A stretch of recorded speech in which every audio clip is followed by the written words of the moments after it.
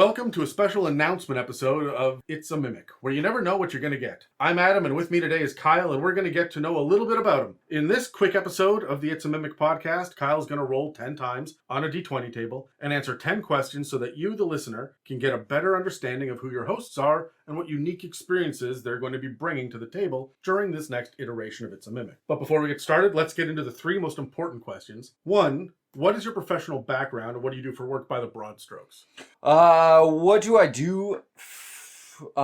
Technically, I'm fun employed right now as of recording this episode. I've worked in hospitality for a long time. I also worked in construction. And now I'm going back to school to become a counselor. That's really fun. Or really depressing. One or the other, but it sounds like school is fun. Yeah, we'll find out, I guess. Did you like construction or hospitality better? Hospitality. 100%. You've got bartender vibe a little bit. Yeah. So honestly, I loved construction for the Monday to Friday 9 to 5. Yeah. Stat holidays, proper overtime. I loved hospitality though because it's a fun work environment. Mm-hmm. I worked with attractive people. Yes, I guess that's a bonus. Yeah, and it's like just a fun job most of the time. So what do you do with your spare time besides D&D and podcasting? I do a lot of reading. I like to write. I go to a lot of concerts. I play Magic cards. Every time I ask this, I just want one person to say, cocaine! Yeah. I mean, I don't want anyone doing it, but I'm expecting that. What do you read and write? What's your genre of choice? I mean, fantasy. Yeah. Seems like a solid go-to. I mean, fiction, general fiction too, though. I mean... Do you have a favorite fantasy series? Yeah. Malazan Book of the Fallen. It is my favorite fantasy series that I've ever read. Although, I guess the Dresden Files is pretty good as well. But I don't know. I read a lot of different things, and I have a lot of different favorites for different reasons. Mm-hmm. But I think if I'm talking about fantasy specifically, Malazan Book of the Fallen is my favorite. Okay, what's your hot take? Like, what's the series that everyone loves that you don't? Oh, what's the series that everyone loves that I don't? Or that you just didn't connect with? There's a lot of those. Oh, yeah? Yeah. Like Brandon Sanderson? Are we talking... He's pretty good. Game of Thrones? Like, Love Game of Thrones. I mean, I guess The Lord of the Rings, it doesn't resonate with me as much as it does other people. I find it too biblical, right? That is a really good way of saying it. The Silmarillion is not your jam, huh? Yeah. Just the whole thing. Like, the whole idea of, this ultimate good versus ultimate evil. And then the whole thing is, angels and devils, which is essentially, I don't know, there's a lot of references to Christianity in it or parallels would be a better idea between Christianity that it doesn't vibe with me. When did you read it for the first time? Grade. Okay, so in 9? School. Yeah, okay. 9, 10. That is a dry fucking read for a 14-year-old. I did it at that age, and I remember, get to the fucking point, please. And I did end up loving it, but there were large swaths of elven poems that I was just not in it for, right? So. Yeah, I tried it again, too, as an adult, just to go back into it, and it just, once again, it just kind of fell flat. Did you like the movies? Yeah, they're pretty good. Sure. But once again, people find them to be cultural touchstones, and it just doesn't hit with me like that. Is there a movie that hits with a fantasy movie what's your apex fantasy film? Oh, that's a good question. These are not the regular questions, by the way. You just intrigued me at this point. Fantasy touchstone movie. It's hard because so much of them are shit. Yeah. Right? But I mean, there's Legend, Willow, Labyrinth. Like, there are a lot of, I would include Princess Bride. Princess Bride. Yeah. Yeah. Probably my number one. Another one that I've recently watched that I really, really enjoyed. I don't know if you would consider this fantasy, but Boy Kills World. I haven't seen it yet. I've heard good things about it. Yeah, I really enjoyed it. It's definitely it's definitely won't be up everybody's alley, but if you took every movie or genre of movie and jammed it all into one. Really? Yeah. Okay. Because it does a little bit of everything. And it was just a very interesting take on everything. So. All All right, I got one more question talking about media, and then we're going to move on. So, how do you feel about Star Wars as space fantasy? Because some people love it, and some people are completely indifferent, and some people hate it. Where do you land?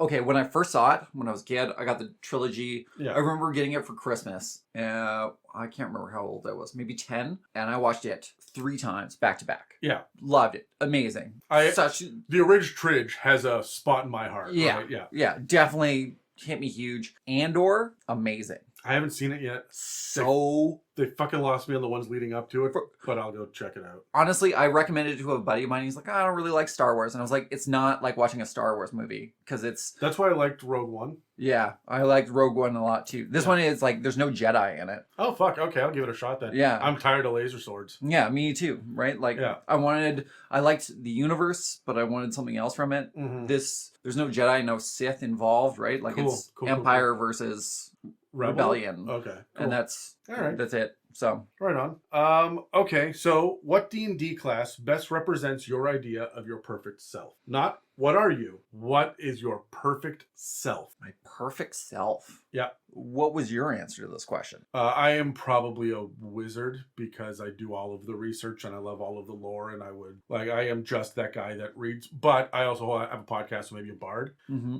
We've had a lot of paladins, a lot of people saying they would like to be upholding good. Yeah. Okay. I mean, Paladin, I can see that because I definitely have a tendency to be holier than thou sometimes. Maybe a Paladin. I also love reading though, and I like spending a lot of time alone and writing. So wizard, somewhere between a wizard and a paladin, probably. All right. Let's jump into some 10 random questions. I have dice here. I'm going to use one to track what question we're on, and we're going to roll 10 times. So grab the die of your choice and roll. 2. In your opinion, what has been the most important invention or discovery in human history, and why? Man's ability to harness fire. I mean, that's hard to argue with, yeah. Yeah. Yeah, fair. That feels like a cop-out answer, though, a little bit, because they didn't invent fire. No, but they did discover the ability to harness it. Yeah, okay, I'm with you on that one. What's your second answer, if you're not doing a cop-out? I mean, printing press, maybe? Yeah. Yeah. Spreading knowledge to the masses. Yeah. Being able to mass produce something. Cool. Let's roll again. In the dice tower. Don't tell me what to do. 16. 16. What is one creative or artistic thing that you wish you were better at, and why are you not giving it more time and energy? Drawing, I guess. I wish I was more artistic in that sense. Why am I not giving it more time? Too many other things. I also have that, I always forget the name of it, but where, if you close your eyes and someone tells you to picture an apple. Yeah. I can't do that. No, I'm like that either. I picture the world exists in script to me, in text. Yeah. It's funny, I can dream in pictures pretty vividly, but I can't imagine. Even when I revisit a movie that I've seen, I almost have to see the script in my brain to get it. If that makes sense. Yeah. Like I get like quick flashes of something. I can't close my eyes and then hold an image in my mind. Mm-hmm. Right? It just it flickers too much. Okay. And so that kind of, I don't know, takes it away. All right. Let's roll again. 13. What's the biggest conflict that you've overcome that you're willing to talk about on the internet? What's the biggest conflict I've overcome? We're making it deep, right? Yeah. Honestly, it was very socially awkward growing up. So going and working in the hospitality industry where I was talking to people all day, every day was kind of a big thing for me. I've known you since you were like 15. I would not have ever said you were socially awkward. At least not when I was interacting with you at any point. Fake it till you make it, man. Fair enough. But I used to get panic attacks, just sitting on a bus. And I would have to get off the bus because I would freak out about breathing too loud, and it was a whole thing. So how long did it take you to get over it? I think I'm still dealing with it a little bit. Fair. But every year gets a little bit easier. Okay. Right? I think for the most part I got over it by 19, or I got over the worst of it by 19. So was doing a podcast scary then? Terrifying. Yeah. Terrifying. Well, I'm glad you saw it through. Me too. Let's roll again. 8. What is the part of history that's a blind spot for you that you wish that you could be an expert on? Part of history? Yep. You've got a pretty good handle on some parts of history. I've been in random conversations with you and you're like, actually, in the late 1700s. And you will just teach everyone standing around a new fun fact, and I'm like, okay. I've spent a lot of time on Wikipedia. Yeah. Going down the wiki hole. Something. I would like to know more about the French Revolution, actually. Yeah? Yeah, I don't know a whole lot about that, but I mean, democracy is a huge thing. Mm-hmm. And I would like to know more about what, I don't know, facilitated such a huge revolution for everyday people, I guess. It's funny, I never gave a shit until I started doing Call of Cthulhu Horror on the Orient Express, because you end up in Paris just as like you're dealing with protests and whatnot as well. And at the same time, I watched Hamilton for the first time, and they glance off of the French Revolution as well. And I'm sitting there going, what is France doing? Like, they've got a wild history, and I could probably know more. Yeah, especially since it took them a couple tries to get to democracy, right? Like they got democracy, and then it went back to monarchy, and then democracy again, and then Yeah, and it took a lot of cutting off heads to get to where they wanted to go. They got real good at the end. Yeah. Let's roll again. 4. What's the one thing that you wish listeners could know about you? I don't know. It's too open-ended. Everyone I ask, just like, you don't hear it because the edit, so like it'll just be like their answer. Yeah. There's always like the 6 minutes of fuck what. Oh yeah, I feel like if I wanted them to know something, I would have said it by now. Is there a talent you have, or a skill that you're proud of, or a accomplishment or achievement that people just wouldn't know about because it's not related to D&D? Not really. I also don't like bragging about myself, I guess. It's your opportunity to brag. Yeah. I once saved my cousin from drowning when we were kids. Oh, holy shit. Yeah, that's pretty fun. How old are you? 12, I think. Fuck, that's massive. Yeah. What happened? So we were at my grandma's house. She had a pool, and I was swimming around. I was hanging out with one of my other cousins, and then I saw something out of the corner of my eye, and I wasn't really sure what it was. So I swam closer, and my cousin, who was fully dressed, he was a couple years younger than me. He had fallen in fully dressed, and he was just floundering at the corner of the pool. And so I swam under him and then boosted him up so he could get back up. And yeah, I never really thought about it, but apparently he brought it up during a family dinner a couple years ago. You clearly made an impression. That would have been 20, 25 years ago or something? Yeah, pretty cool. Yeah, pretty close. Yeah. I had to do some math there. That is an uncomfortable math to do as well. Yeah, no. So I didn't even think about it. Yeah, he credited it with me first. So I was like, all right, sweet. Yeah. I'll right, put that one on my tombstone. Yeah. That's going on the resume. Yeah. Let's roll again. 2. Did we do 2? I don't know. Yeah, we did 2. 11, the one that everyone rolls. We all have different levels of expertise in the kitchen, but what is one specific cooking tip that you have for the listeners? Keep your knife sharp. A good sharp knife is... also don't use metal on Teflon. Don't fucking use a metal fork. And that stuff is terrible for you. Yeah. And will really mess you up. Do you have an opinion on cutting boards? Like stone, plastic, wood? I mean, wood is generally the go-to. As long as disinfect, obviously, is a big thing. Make sure you're washing them properly, especially if you're using raw chicken. The best thing you could probably do is have 2 cutting boards and have one that is specifically for meat and one that is specifically for vegetables. That's fair. That's a good idea. Yeah, not cross-contamination. But I mean, also, I would say avoid plastic because we all have microplastics in us. Yeah, at this point, we're a plastic man anyway. And then stone, you never really... Just too much places for bacteria to get in, and it also dull your knife. Yeah, that's fair. Okay, cool. Let's roll again. Oh my god. 8. I think we did that one. We did 8 as well, yeah. 1. What is your hottest take about anything? We're not supposed to talk about politics on this. That's very true, and I have a hard and fast rule about not politics, but I did say, what's your hottest take about anything? Yeah. All right, okay. Okay, Six sentences or less. Okay, this also has nothing to do with anybody. Sure. Specifically, I believe in the legalization of all drugs and decriminalization of all drugs. I think if we talk about crime and stuff like that, and also getting rid of the stigma of drug addicts, right?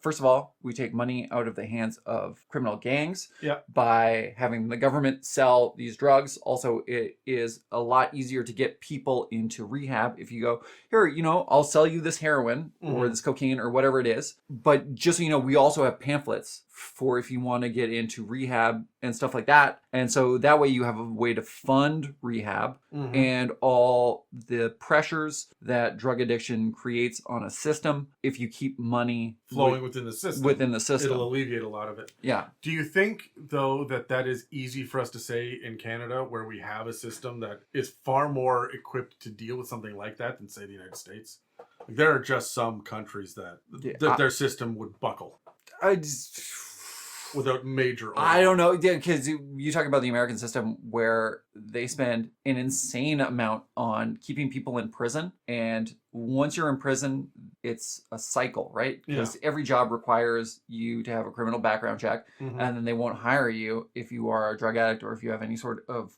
petty crime, right? Like you can't even get a low income cycle. You can't even get like an entry level position, so you're just caught in the cycle where you go back out on the streets, and then you're on the streets. So what do people on the streets do? They do drugs because their mental health is in the toilet, and fucking what else are you gonna do? Yeah. Right? Yeah, and desperation breeds crime, right? So it is a vicious cycle, and it's a self-perpetuating cycle. So I think by taking that away and making it less of a crime issue and more of a social issue and a health issue, that you can do a lot more good by taking away the stigma. Fair. All right, we have 3 more questions. 2. I think we all... Yeah, that's the 3rd time we've rolled 2. 12. I think we did this one too. No, we haven't. Oh, okay. At your funeral, what is one song you absolutely need them to play, and what's one song you forbid them from playing? Mambo number 5. For which one? Must play. That could have gone either way, honestly.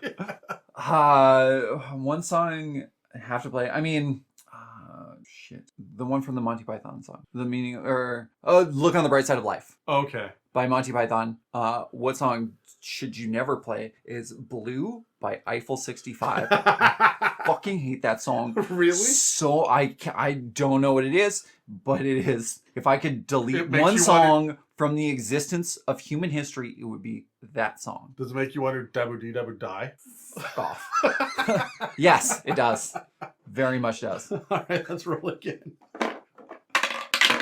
17. Well, what's your favorite number? What color is it, and how important is it to you? Ironically, 17 is my favorite number. Oh, well, shit, there you go. What color is it? Yeah.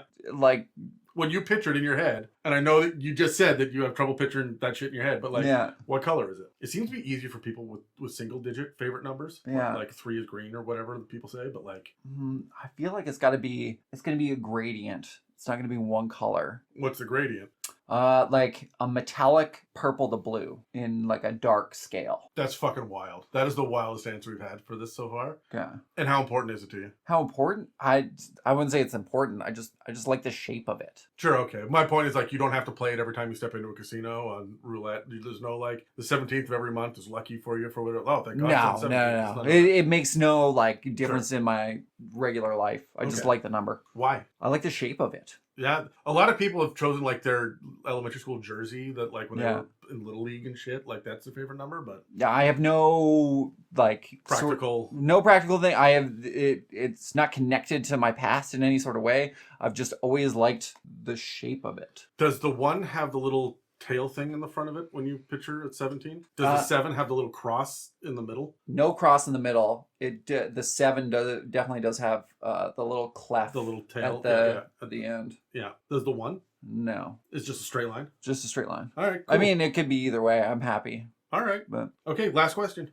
Well, on the table anyway. 19. If you could have a vacation for just you, that is all expenses paid, no strings attached, has no downsides from being away from family, friends, or work, and has safety guaranteed, where would you go and what would you see? I mean, this kind of makes me think that the way it sounds is that there's no sort of timeline No limits. But it is a or vacation. distance. That's right. So it is a vacation. You do have to come back. Yeah. But okay. I mean, honestly, if it's that open-ended, it would be somewhere out of the solar system. The next closest Class M planet. to use the Star Trek, next habitable. Yeah. So one of the moons of Alpha Centauri or something like that. Yeah. Something like that. Yeah, the next, we've spotted one. I can't remember what it's called off the top of my head. But if I could go anywhere, it would be the next planet that's in a Goldilocks zone to see what it would be like. Cool. You've got the most unique fucking answers. I am so fucking stoked about this. Okay, one final question that I've asked everybody. Bringing it back to D&D. What's the most important piece of advice you have for D&D players? It doesn't matter if they're brand new or have 50 years of experience. Doesn't matter if they're a forever DM or a never DM. What do you want them to know? I feel like no D&D is better than bad D&D. Yes. Right? If you're in a group that you're just not clicking with, or you don't feel like you're being respected, don't stick around. Go find a meetup group or something, a local game store or something like that. Don't stick around because it's your only option, right? It's just going to sour everything, and it's, I don't know. Have you ever been in a toxic D&D group that you wanted out of? Or gone through a toxic period? I've definitely had some issues with a D&D group before, where some people were at kind of cross purposes. Yeah, they show up for different reasons. Some people are in it for the gameplay, and others are there for beer and pretzels. And and they're not really paying attention. And if you're waiting 20 to 30 minutes for one person to make their turn every single fucking time, it's frustrating. And why it's supposed to be fun, right? Yeah. You're supposed to be having a good time. Why would you want to stress yourself out? Yeah. With a fun time. I'm not going to watch a TV show that's mostly commercials. Yeah. Right? Like, why am I going to sit around, wait my fucking turn for 4 hours so when I get 20 minutes of fun out of it, right? Yeah, exactly. Well, fair enough. All right, that's all for this Meet the DMs episode of It's a Mimic. Please take a second to engage with a like, follow, comment, and review to help push our engagement. And don't forget to subscribe to find future inspirations for your campaigns. If you'd like to support us, we have a store with some merch and a donate button on our website, itsamimic.com, as well as our Patreon. This episode and others can also be found on Spotify, Apple Podcasts, YouTube, and most other podcast apps. Thanks for listening to It's a Mimic, where you never know what you're gonna get.